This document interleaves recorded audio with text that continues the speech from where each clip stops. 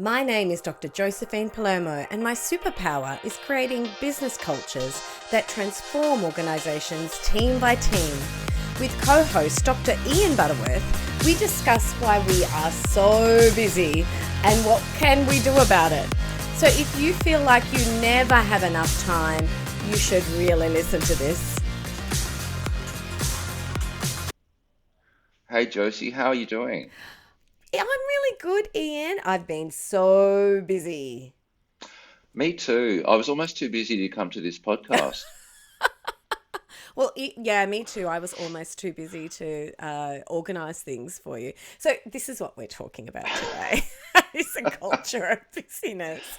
And because, it plagues our organisations. A lot of people have this problem at the individual level. I have this problem at the individual level. People tell me I'm too busy, or they have the perception that I'm too busy. And some people wear it as a badge of honour. So we wanted to talk about it because we feel like it's a problem. And actually, I was looking at a article from the Harvard Business Review called "Beware of a Culture of Busyness," and the academic research suggests that.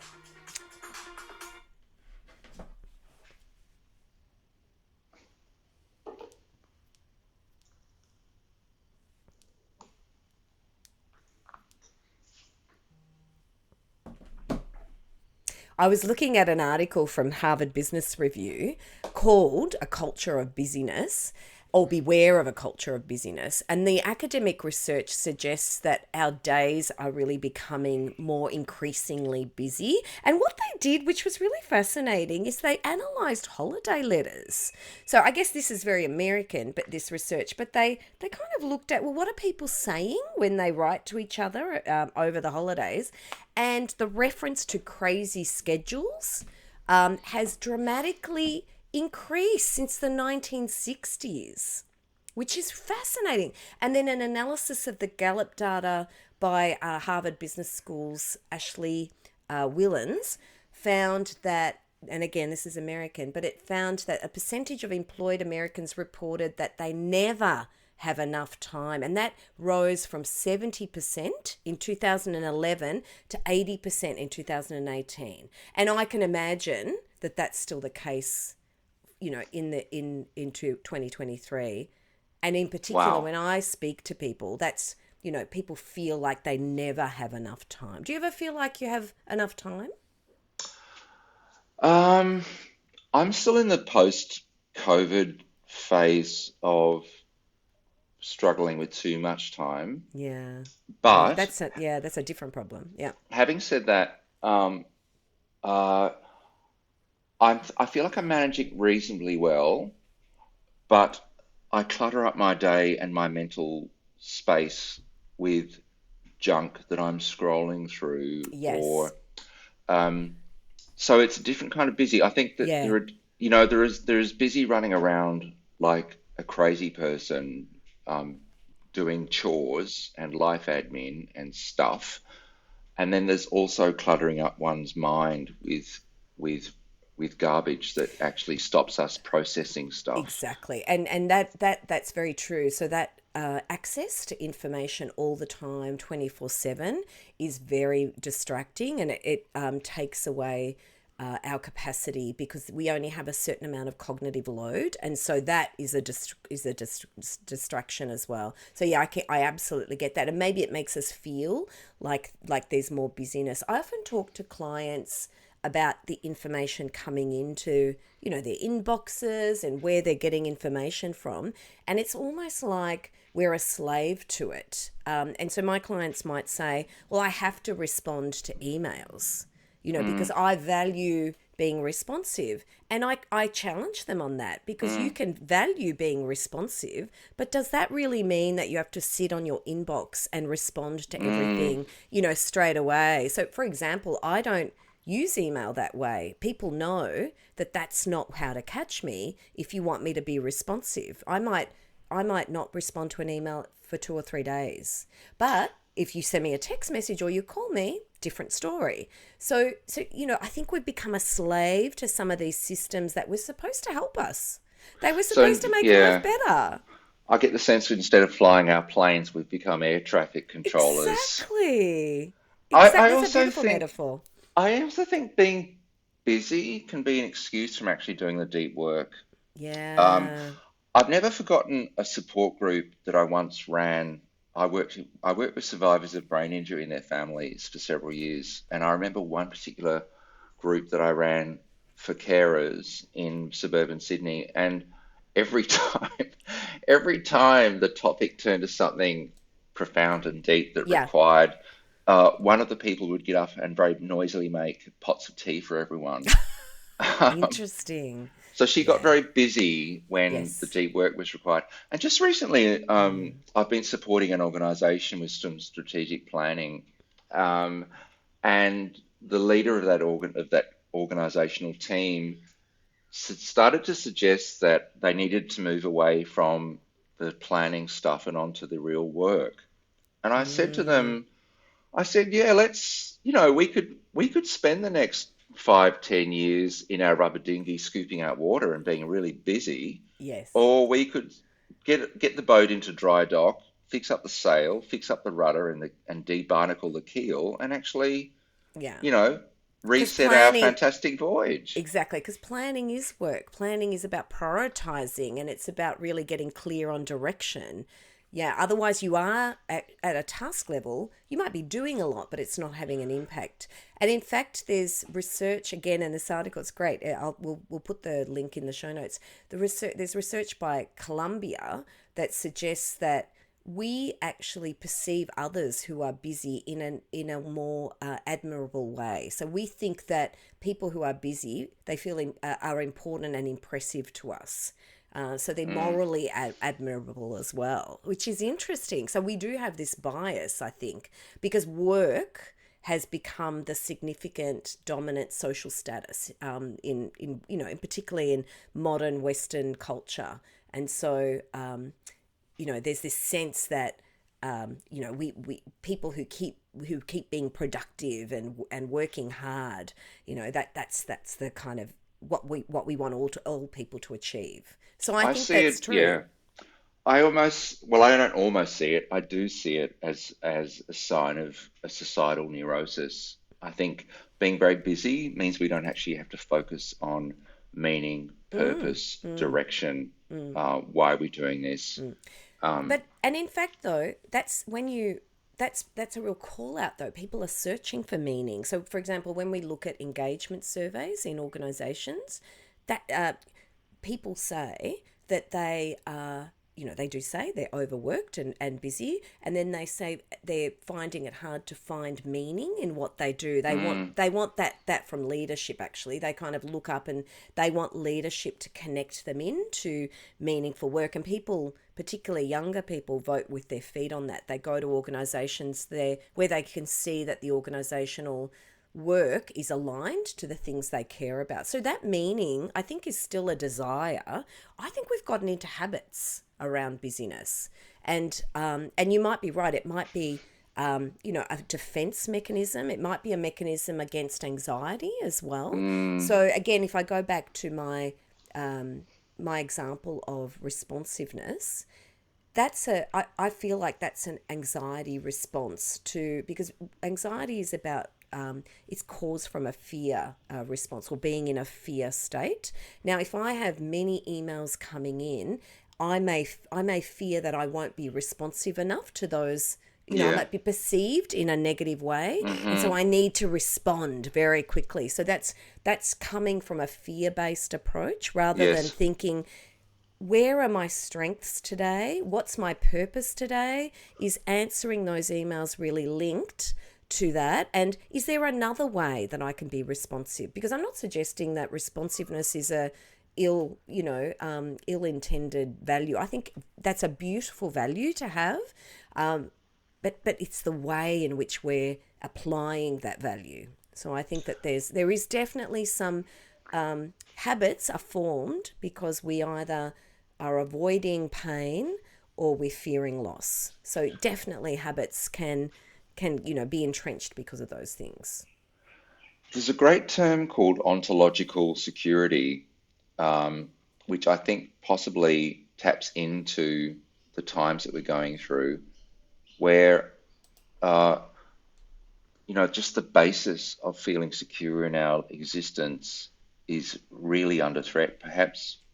I mean, perhaps at a global level, Mm, as never before, mm, experienced by our species. And I think the devices we have made it worse. We're now privy to so much information, mm. but also when we look at the Anthropocene, the impact of climate change, human populations, um, late stage capitalism, all sorts of things that are actually whittling down meaning and purpose, but also a sense of stability. And Yeah. look, I haven't lived through a world war, and Mm, I mm. haven't lived through a global. I haven't lived through the Spanish flu. I have lived through COVID, which I think. Mm. But I think busyness is, as you say, possibly a way to adapt or deal with that. Mm. But at an organizational level, I don't know. Like people need to sit down and say, well, how are we doing? Where are we up to? What Yeah. is our dream? What is our vision? That's right. And what's happening at the organisational level because of cultures of busyness, in fact, it's not, it is that, Ian, it is that perhaps there's lots of work being done with little impact because it's not aligned to a unified purpose. But the other impact we see at the individual level. So we see high levels of exhaustion, high levels of employee turnover, high levels of burnout, and it also and that actually isn't great for business as well. It harms businesses' bottom line, obviously. But that and many managers don't know how to deal with burnout because they're in the same cycle as well. Mm, So you see, you've got these really exhausted employees, and in fact, when you're exhausted, uh, taking people and trying to motivate them to see the big picture is really demotivating for people who are exhausted. So it's not what they need. And oh, that's I mean, interesting. they don't. I mean, because they're not going to be motivated to work on necessarily big picture with you.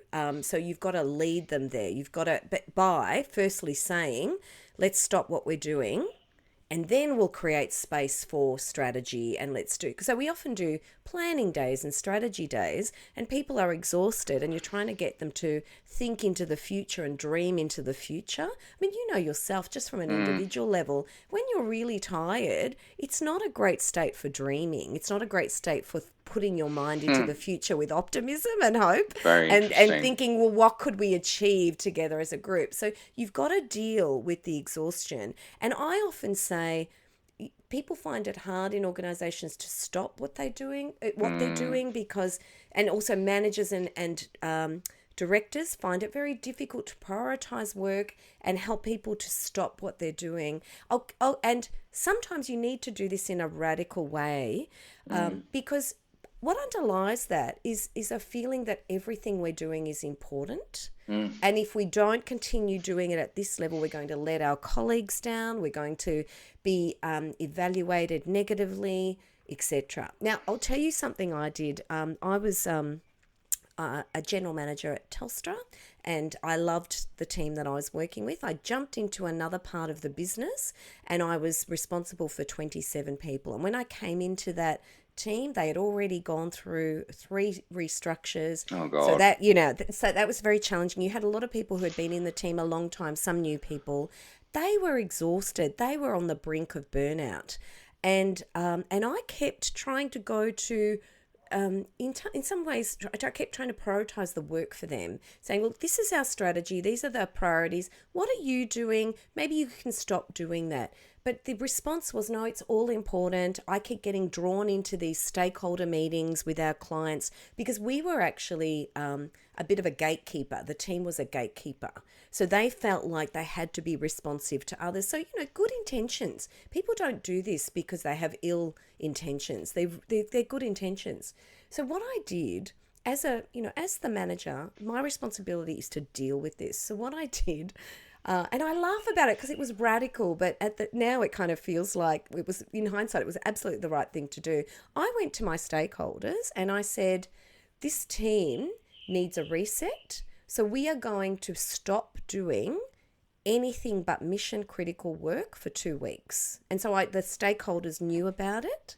And Huh. I went to my team and I said, there's two of you that are going to stay on mission critical work, and we're going to rotate those people. So in other words, two people, well, the most experienced people will triage, but not for the whole 2 weeks. We'll rotate them, and everyone else stop what you're doing.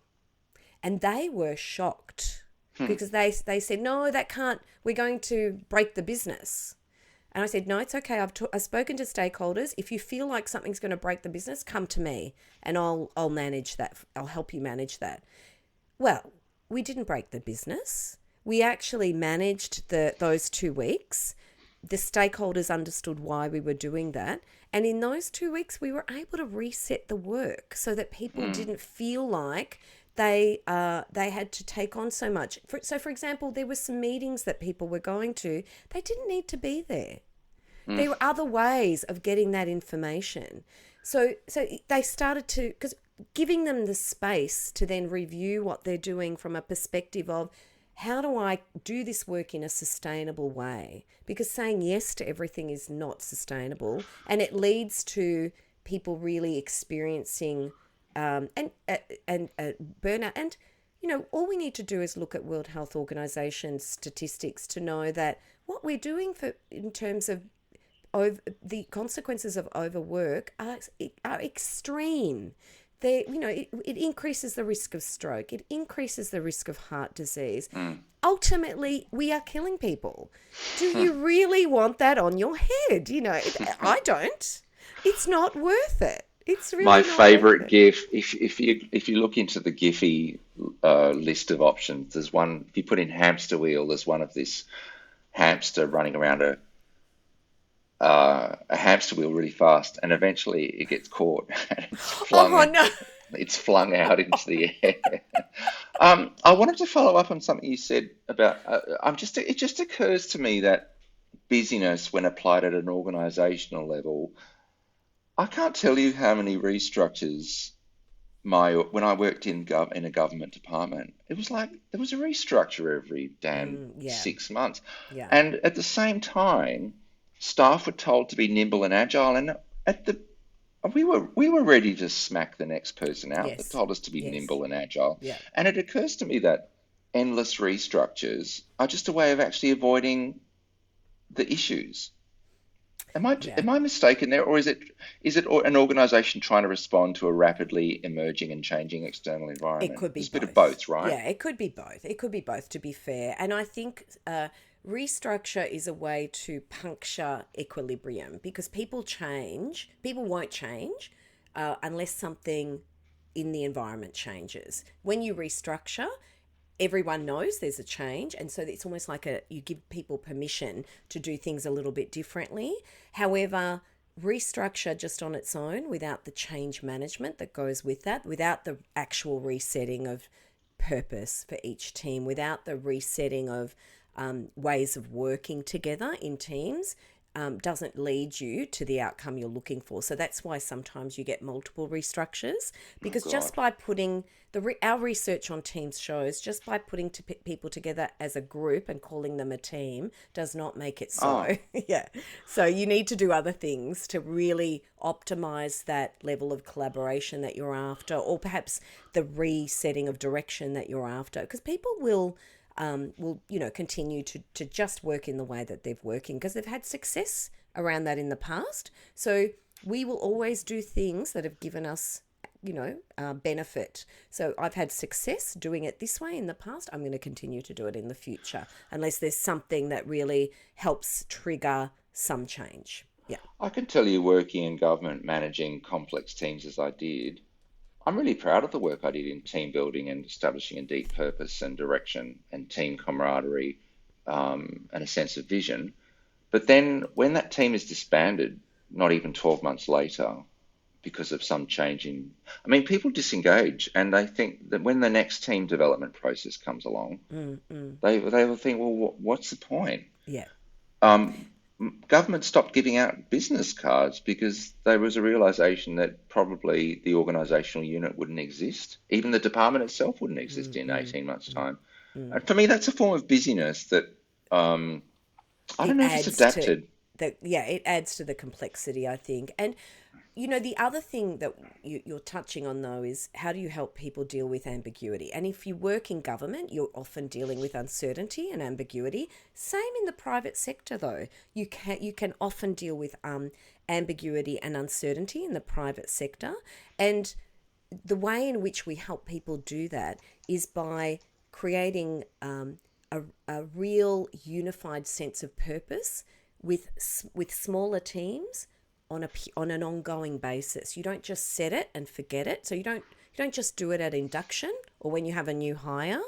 You have to repeatedly do this with teams. I really believe teams are where we're going to make the real shift here, because what also happens at the team level is that social support. And we Mm-hmm. know that social support is a protective factor against stress and some of those outcomes around overwork and exhaustion and just anxiety. So if you have, in other words, what you're trying to do in an organization is create tribes, create gather people together, give them a sense of purpose, then work on that on an ongoing basis, and give them the agency to do the work in the way that they want to do it, but in service of the team. People will, the military have known this forever. You don't get soldiers fighting a war for the government or for the president or whoever it is. Soldiers will put their lives on the line for Mm-hmm. their battalion or their group, their unit. It's the unit.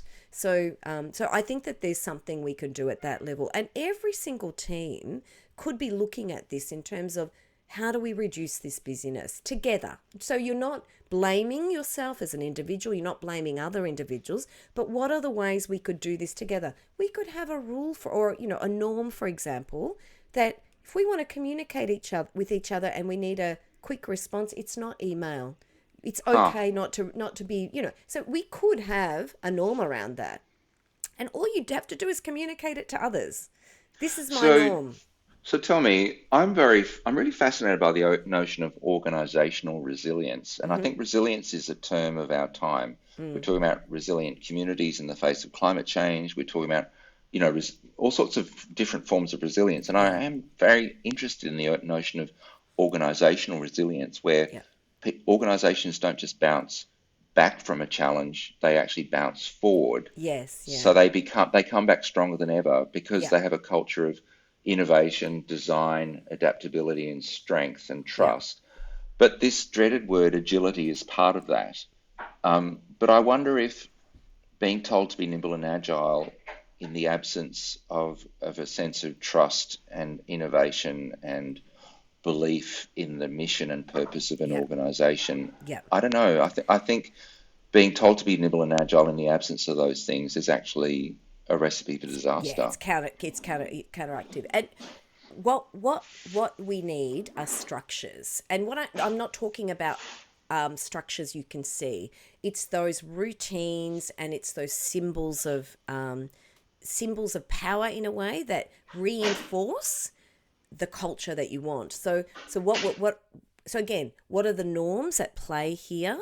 And do we have norms that support agility, for example? So in other words, that would be, I often work with teams where they need to shift around a lot. There's a lot of ambiguity. They need to be agile. Telling the individuals in that team to be agile is not where the answer is.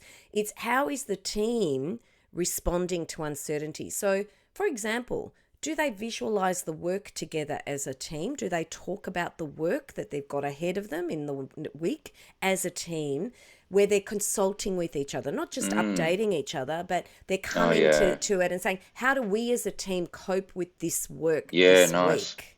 Right? And that might be, then one team member can say, well, actually, this week I've got a sick child and I'm not going to be as productive as I'd like to be. And Uh-huh. the other team member can say, no problem. You backed me last week. I'm going to back you this Nice. week. That's what I think resilience is, in an Uh-huh. ideal Interesting. sense. It's actually taking it to a group level and taking that Uh-huh. responsibility to a group level. Because when people have, when we dial it down a bit in terms of the distraction, in terms of this culture of busyness, in terms of the,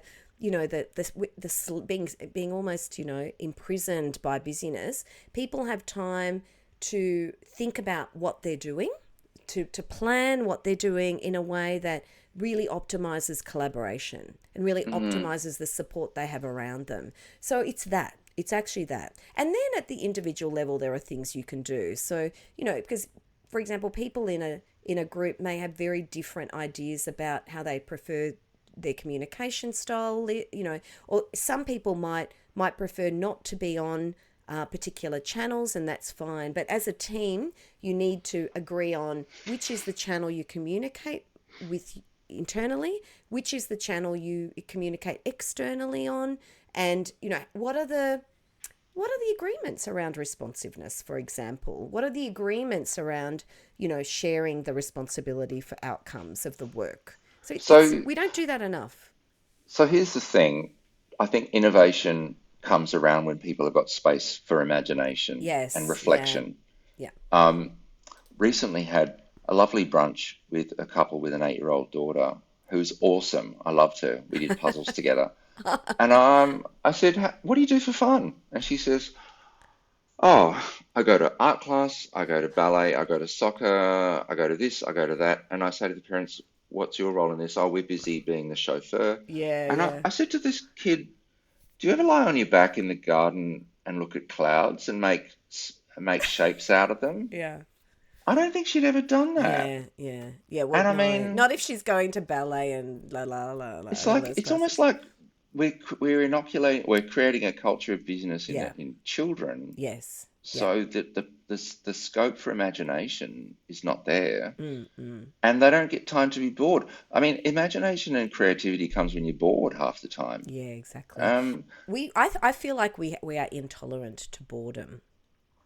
and I'm not sure what that looks like at an organizational level Mm, because we're all meant mm. to be busy. No Yes. moment is meant to be No, that's wasted. right. That's right. But I I like the Yeah. process you described where a team meeting actually allows people to reflect and come up with strategies together, Yes. and look Yes. at the things that are going on in people's lives outside of their job that enable the team to step in and make sure we Exactly. have business continuity Yeah.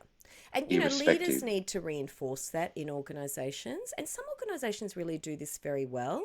They have created space for innovation, for dreaming, for I don't know if ANZ still do this, but I remember ANZ used to allow space for their people to innovate on a Friday, not every Friday. I think it was Mm, once a month, but that's kind of I saying love on that. a Friday you can work on a problem with other people in the organisation. So it was a real, there Wow. was a bit of an infrastructure there around. We'll give you time and we'll allow you to reach out to anyone in the organisation to help you solve this problem. So Please tell I me it didn't involve a ping pong table because I'll didn't involve a ping I'll go pong and table. smash something. It didn't involve a ping pong table at all. And so I think that I think organizations are trying to do this, uh, but particularly giving agency to teams is where I think we need to take it down to, because you can actually plan for something that's a whole organizational wide strategy which may not touch people at the team level, and this teams are where the work is done, so bring it down to where the work is done. Allow people to firstly give them permission, give team leaders or managers permission to really prioritize this. So to prioritize for example, the retros as well as the planning stand-ups. Uh-huh. And how often would managers cancel a stand-up because, for example, a more important stakeholder needs their time? And I think that sends the wrong Uh, signal. If yeah. because what we need to say is this is the priority. This is what Mm, helps us really thrive as a team, and I think that it's those things. It's actually interesting. putting a lens on those things as really critical to Mm, managing the organization. and hmm. and then also, I think that there are symbols that we can put into organizations to really quieten down this understanding that, this sort of issue of busyness. um, there, there should be, for example, things in our environment that remind us to maybe slow down, that remind us to take stock and just watch, or involve our other senses. And I think organizations have tried that through wellness programs and things like that. But Yeah. again, it's not one size fits all. It's not And one it's size fits interesting, to all. be truly nimble and agile, you've actually got to have space to be creative and Exactly. innovative. And the two, Exactly. you can't be busy and do that at the same time. No, that's right. And you need spaces in your workplace. So people that are working in, the built environment, in offices, you need to create spaces that are conducive to that. So the furniture, the colours, windows, open spaces, all of that tends to really enable that creativity, as does natural surfaces. So the one thing you can do is, get a wooden table, put some stone on the ground if you in organisations, and that really again brings us back to something that reminds us to slow down a bit. Having But childcare on site helps too, and a supermarket downstairs where you can do your shopping, and a train possibly, station just around the corner. possibly, that's right, that's right, exactly, the neighbourhood. But anyway, Ian, we've run out of time. I'm Yeah, I'm I'm so hoping. busy now. I've got to Yeah, go to my next I appointment. know you're Sorry. so busy. But anyway, lovely to speak to you, and we'll speak again very soon. Awesome. All right. Thank you. Bye.